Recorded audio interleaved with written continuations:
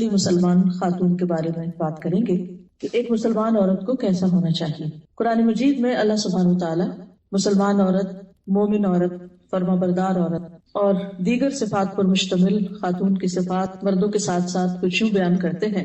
سورۃ الاحزاب کی آیت نمبر 35 میں اللہ تعالیٰ فرماتے ہیں، یقیناً مسلمان مرد اور مسلمان عورتیں، مومن مرد اور مومن عورتیں، فرما بردار مرد اور فرما بردار عورتیں، سچ بولنے والے مرد، سچ بولنے والی عورتیں، صبر کرنے والے مرد اور صبر کرنے والی عورتیں، خشوع کرنے والے مرد اور خشوع کرنے والی عورتیں، صدقہ دینے والے مرد اور صدقہ دینے والی عورتیں، روزہ رکھنے والے مرد اور روزہ رکھنے والی عورتیں، اور اپنی شرمگاہوں کی حفاظت کرنے والے مرد اور شرمگاہوں کی حفاظت کرنے والی عورتیں، اور اللہ کو بہت زیادہ یاد کرنے والے مرد اور بہت زیادہ یاد کرنے والی عورتیں۔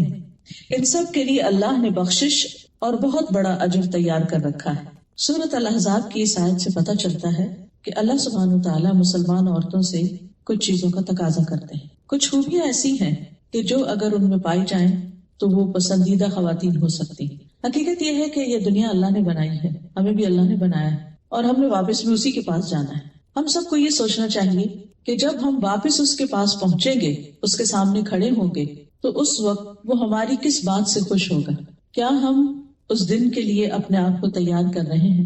اپنے اندر وہ مطلوبہ صفات پیدا کر رہے ہیں، وہ اخلاق پیدا کر رہے ہیں کہ جو اس کو پسند ہے، جو اس کو چاہیے اور جس کے بارے میں وہ سوال کرے گا اور جو اس سے ملاقات کے وقت اس کو راضی اور خوش کر دے گا۔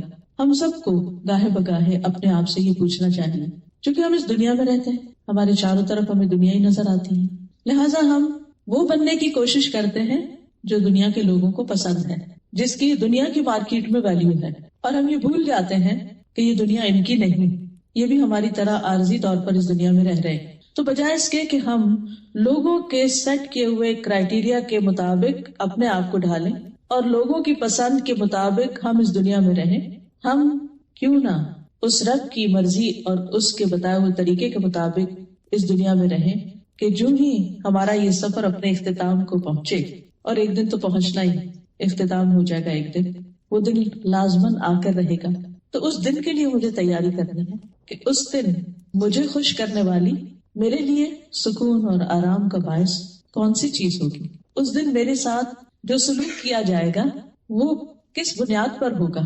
اس دن کے لیے لازم ہے کہ ہم اپنے آج کے دن کو، آج کی زندگی کو ایسا بنائیں کہ جو کل فائدہ دے۔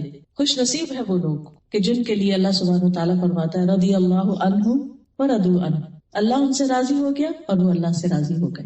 اور جب ان کے پاس موت آتی ہے تو فرشتہ آ کر کیا کہتا ہے؟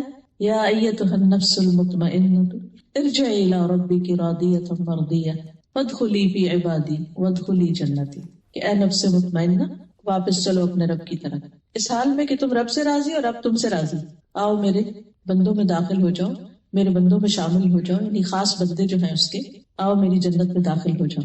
یہ ہے اصل کامیابی کہ جس انسان کو موت کے وقت یہ پکار آئے، یہ آواز آئے کہ اے نفس مطمئنہ، رب تم سے راضی ہے، جیسے تم اپنے رب سے راضی ہو، رب بھی تم سے راضی۔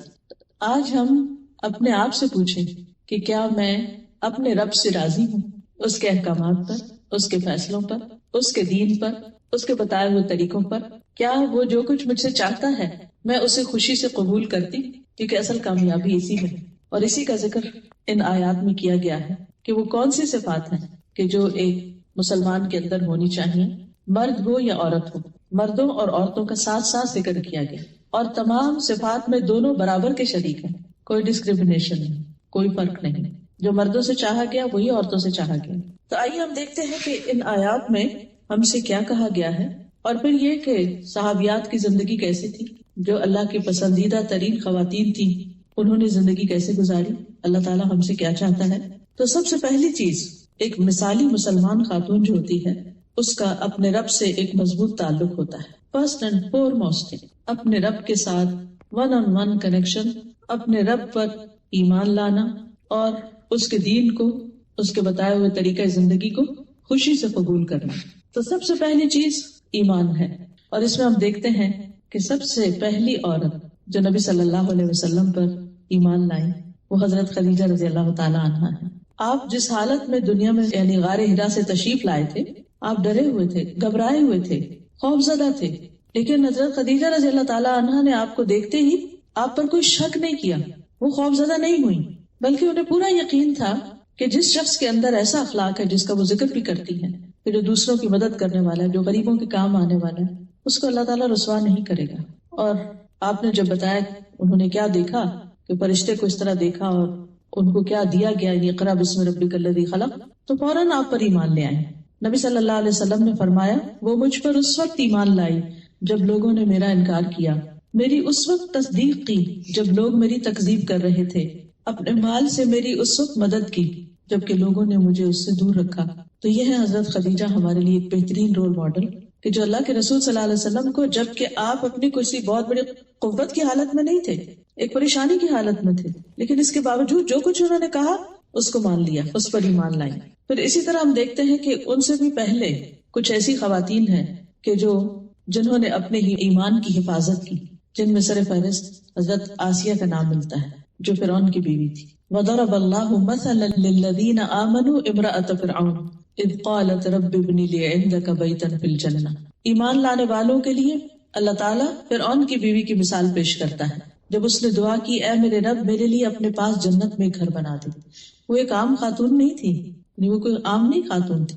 حضرت آسیہ جو تھی وہ ایک بادشاہ کی بیوی تھی، ناز و نام میں پلی تھی، ایک محل میں رہتی تھی، دنیا کی ہر نعمت ان کو میسر تھی۔ ایسا نہیں تھا کہ وہ کوئی ڈپرائیوڈ خاتون تھی یا کسی مصیبت کی باری تھی یا ان کی زندگی میں کوئی بہت پریشانیاں تھی جس کی وجہ سے انہوں نے دین کا راستہ اختیار کیا۔ آج کل تو ہمارے ہاں یہی سمجھا جاتا ہے نا کہ جس کو سب کچھ ملا ہوا ہے، جس کے پاس ساری نعمتیں ہیں، اسے کیا ضرورت ہے کہ وہ اللہ اللہ کرے۔ یہ تو وہ لوگ کرتے ہیں کہ جو کسی مشکل کا شکار ہوتے ہیں، لیکن حضرت آسیہ کے پاس سب کچھ تھا، اس کے باوجود جب انہیں جنت کا پتہ چلا، اللہ سبحانہ تعالیٰ کی پہچان ہوئی، تو دنیا کی چیزیں انہیں حقیر نظر آئیں کہ تو کچھ بھی نہیں۔ ان کے پاس وہ سب کچھ تھا جو ایک عورت خواب دیکھ سکتی، یعنی جس کا ایک عورت تصور کر سکتی۔ لیکن حقیقت یہ ہے کہ جس شخص کا آخرت پر ایمان ہو جاتا ہے، جو جنت کی نعمتوں کو جان لیتا ہے، تو اس کے لیے پھر دنیا بہت حقیر ہو جاتی ہے۔ اس کی منزل پھر دنیا نہیں رہتی، وہ دنیا میں تو بس جیتا ہے اور اپنی ضرورت پوری کرتا ہے، اس کے خوابوں کی منزل پھر جنت ہو جاتی اور اس کے لیے وہ کچھ بھی قربان کر سکتا ہے۔ اور یہی وہ خاتون ہے کہ جنہوں نے دعا کی رب ابن لی عندک بیتا فی الجنہ، اے میرے رب میرے لیے اپنے پاس جنت میں گھر بنا دے۔ اور کہتے ہیں کہ جب انہیں ایمان لانے کی بنا پر تکلیفیں دی گئی، ان پر طرح طرح کا ظلم و ستم کیا گیا، ان کے ہاتھوں پہ میخیں گاڑ دی گئی، کیل لگا دیے گئے، اور ان کو دھمکیاں دی گئی کہ تم اگر نہیں باز آتی تو تمہارے ساتھ بہت برا سلوک کیا جائے گا۔ تو حدیث میں آتا ہے کہ جب انہوں نے اللہ سے یہ دعا مانگی کہ اللہ مجھے ظالم لوگوں سے چھٹکارا دے، تو اللہ تعالیٰ نے جنت میں ان کے گھر سے پردہ ہٹا کر ان کو وہ گھر بھی دکھا دیا کہ جس کی وہ دعا مانگ رہی تھی۔ پھر ہم دیکھتے ہیں کہ ایمان اور اسلام کے بعد جو خاص خصوصیت ہے وہ ہے اطاعت گزاری کی، والقانتین والقانتات، کہ مومن عورت جو ہوتی ہے وہ اپنے رب کی اطاعت کرنے والی ہوتی، رب کی بات مانتی اور ہمیشہ مانتی۔ قنوت جو ہوتا ہے اس میں دوام ہوتا ہے، ہمیشگی ہوتی ہے، یعنی کبھی دل چاہ تو مان لیا، کبھی نہیں چاہ تو نہ مان، کسی جگہ مان لیا اور کسی جگہ چھوڑ دیا اللہ کا حکم نہیں۔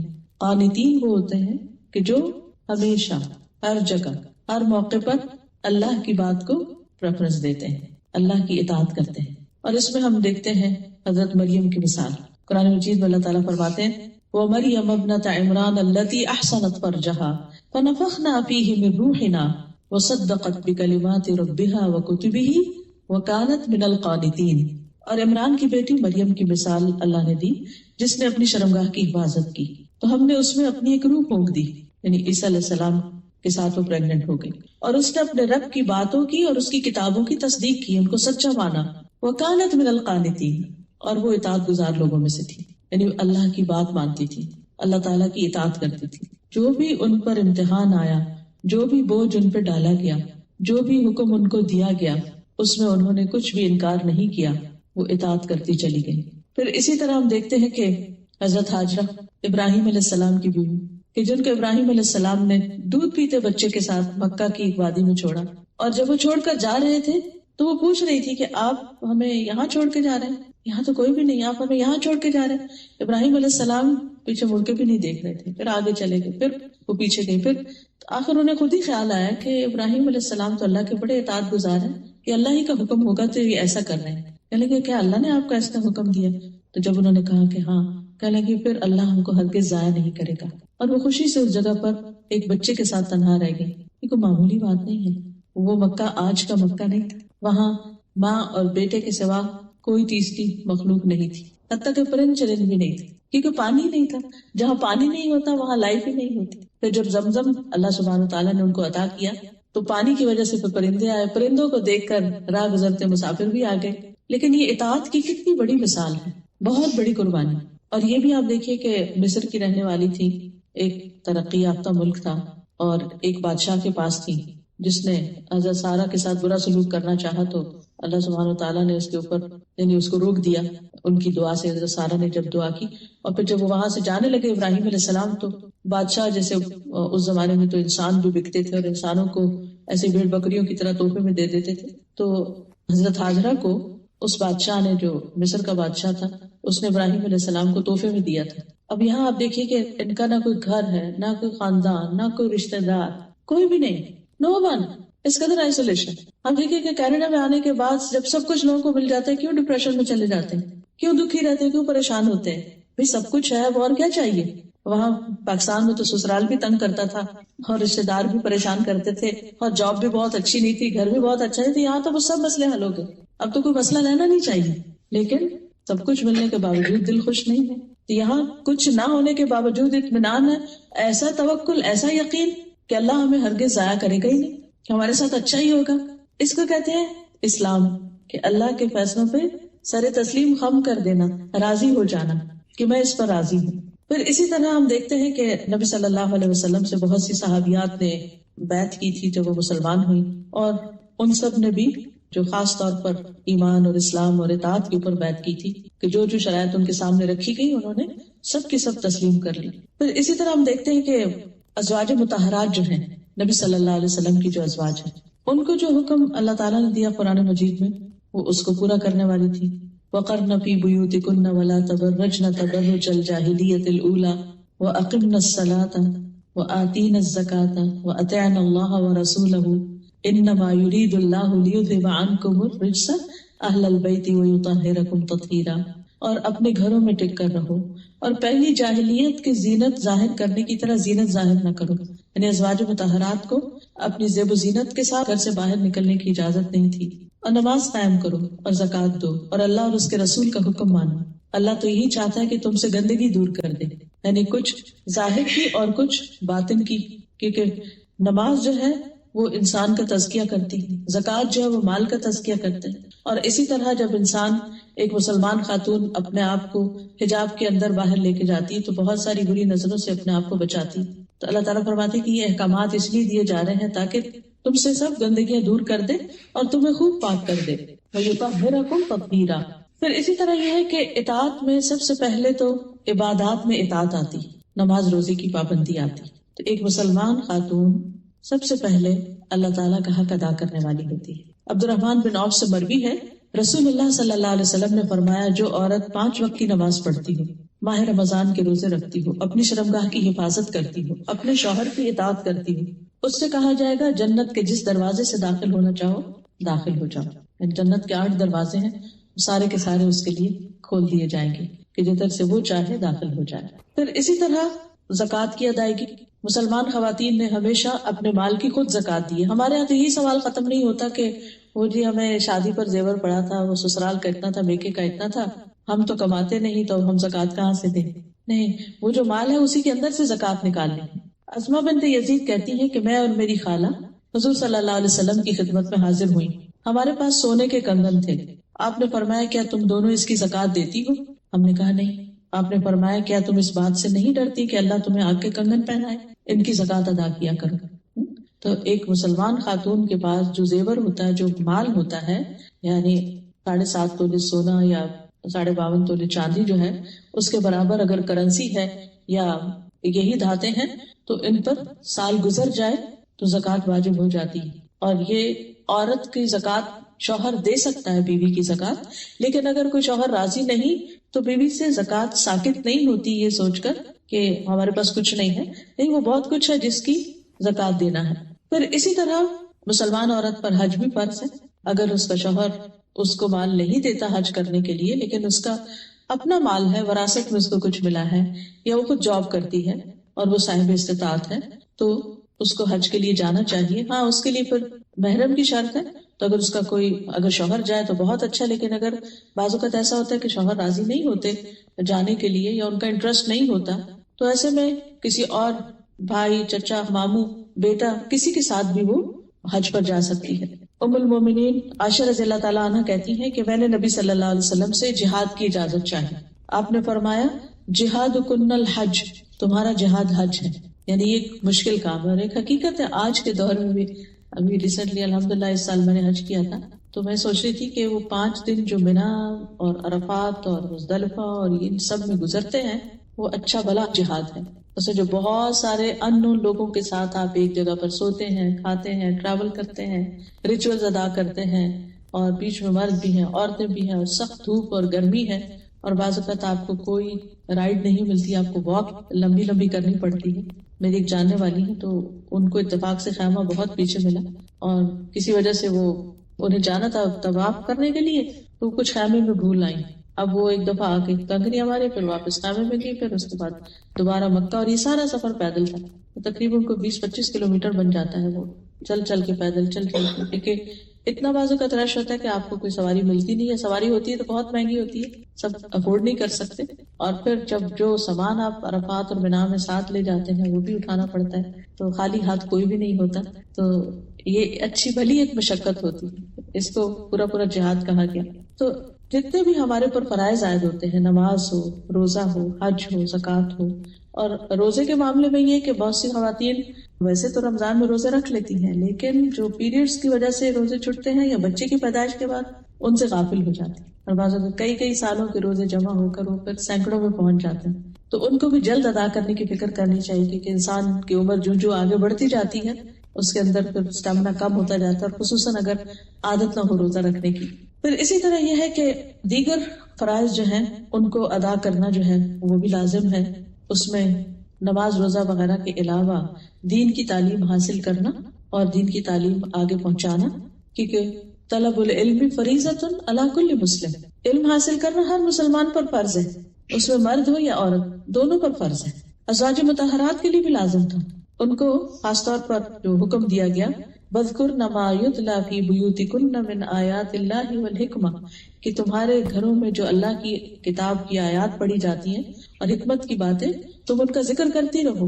یعنی ذکر کرنے کے 2 معنی ہوتے ہیں، ایک ہے اپنے لیے ذکر کرنا، اس کا مذاکرہ کرنا، قرآن مجید کو حفظ کرنا، یاد کرنا، سیکھنا، پڑھنا، اور دوسرا ذکر کرنے کا مطلب یہ کہ دوسروں کے سامنے ذکر کرنا. پھر اسی طرح یہ ہے کہ عبادات میں خاص طور پر جو اس آیت میں جس کا ذکر ہے وَالذَّاكِرِينَ اللَّهَ كَثِيرًا وَالذَّاكِرَاتِ، اور کثرت سے ذکر کرنے والی عورتیں اور کثرت سے ذکر کرنے والے مرد. تو مسلمان عورت جو ہے وہ اللہ کے ذکر کے معاملے میں بہت حریص ہوتی ہے، یعنی عمومی طور پر سارے نیک اعمال کے لیے، لیکن خاص طور پر ذکر اذکار کی پابندی کرنے والا.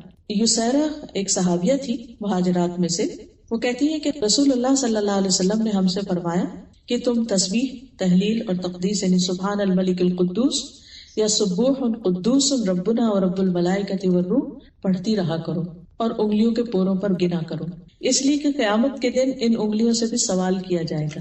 پھر غافل نہ ہونا، کیونکہ اس سے تم اسباب رحمت بھول جاؤ گے. یعنی غفلت اختیار نہ کرنا، اپنی انگلیوں پر ذکر گنتی رہو، کرتی رہو. اچھا ویسے تو انسان کھلا بھی کر سکتا ہے، گننے کی بھی ضرورت نہیں ہے، انگلیوں کو ساتھ استعمال کرنے کی ضرورت نہیں، لیکن ہوتا یہ ہے کہ اگر جب آپ انگلیوں پہ یا کسی چیز پہ کر رہے ہوتے ہیں تو زبان اور ہاتھ دونوں کی جب کوارڈینیشن ہوتی ہے تو آپ کرتے چلے جاتے ہیں، بھولتے نہیں. ورنہ اگر آپ ہاتھ نہیں صرف زبان سے کر رہے ہو تو تھوڑی دیر کے بعد آپ ٹریک کھو دیتے ہیں، آپ بھول جاتے ہیں کہ آپ کیا کر رہے تھے. اسی طرح یہ ہے کہ رزق کے معاملے میں اللہ سبحانہ وتعالیٰ پر توکل، یعنی ایمان کا یہ حصہ ہے کہ انسان اللہ پر بھروسہ کرے، اور خصوصاً رزق کے معاملے میں جیسے صحابیات کی زندگی میں ہم دیکھتے ہیں کہ صحابہ کرام جو تھے وہ اکثر مختلف اپنی ذمہ داریوں کے لیے، دینی ذمہ داریاں ادا کرنے کے لیے دور دراز کے سفر کیا کرتے تھے. کبھی جنگ میں شرکت کر رہے ہیں، کبھی نبی صلی اللہ علیہ وسلم کسی اور کام کے لیے ان کو روانہ کر رہے ہیں. تو ایسے میں ان سب کی جو اکانومی تھی، اوور آل مدینہ کی اکانومی بہت ڈاؤن ہو گئی تھی. تجارت کرنے والوں کو اپنی تجارت کے لیے پورا وقت نہیں ملتا تھا. اس کے علاوہ جن کے کھیت تھے یا جن کے باغات وغیرہ تھے ان کو لک آفٹر کرنے کا بعض اوقات موقع نہیں ملتا تھا. اینڈ بعض اوقات جب پھل پکے ہوئے ہوتے تھے تو حکم آ جاتا تھا، جیسے جنگ تبوک کے موقع پر اللہ کے راستے میں نکلو.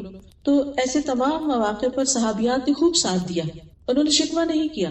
ازواج مطہرات کے بیچ میں ایک دفعہ تھوڑی سی ایسی بات ہو گئی تھی تو اللہ سبحانہ وتعالیٰ نے ان کو صاف کہہ دیا کہ اگر تم اس حال میں نبی کے ساتھ رہنا چاہتی ہو تو ٹھیک، اور اگر نہیں تو تم اپنے گھروں کو واپس چلے جاؤ. تو اس معاملے میں ساری ازواج نے دنیا کے مال و دولت کو چھوڑ کر نبی صلی اللہ علیہ وسلم کا ساتھ دینا پسند کیا.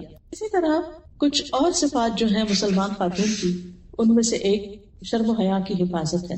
شرم و حیا جو ہے وہ ایمان کا حصہ ہے، اور ایک عورت کا ایمان مکمل نہیں ہوتا جب تک کہ اس کے اندر حیا نہیں ہوتا. اور حیا کا مطلب یہ ہے کہ جب عورت اپنے گھر سے نکلے تو اپنے سطر کو ڈھانپے، اللہ سبحانہ وتعالیٰ نے اس کے لیے جو حدود قائم کی ہے ان کو ملحوظ خاطر رکھے. پھر اسی طرح یہ بھی ہے کہ گفتگو میں کہ جب مردوں کے ساتھ بات ہو رہی ہو تو اس میں انسان ایک تمیز اور ایک ادب کے دائرے میں رہ کر بات کرے. ان سے اس طرح بات نہ کرے کہ جس طرح اپنی گرل فرینڈز کے ساتھ ہم بات کرتے ہیں یا خواتین کی مجلس میں ہوتے ہیں. اسی طرح بازار میں ہیں اگر ہم تو اس میں بھی باوقار انداز اختیار کرنا چاہیے، اپنی نظروں کی حفاظت کرنی چاہیے. قرآن مجید میں اللہ تعالیٰ فرماتے ہیں وَقُلْ لِلْمُؤْمِنَاتِ يَغْضُضْنَ مِنْ أَبْصَارِهِنَّ، کہ مومن عورتوں سے کہہ دیجیے کہ اپنی نگاہیں نیچی رکھیں. لیکن نیچے رکھنے کا مطلب یہ ہے کہ خواہ مخواہ میں ادھر ادھر نہ دیکھا جائے بلکہ اپنے کام پر فوکس کیا جائے. اور خصوصاً مردوں کو ضرورت کے وقت انسان کسی کو دیکھ لیتا ہے لیکن ایسی نگاہ سے نہ دیکھے کہ جس میں شیطان کا بیچ میں دخل ہو.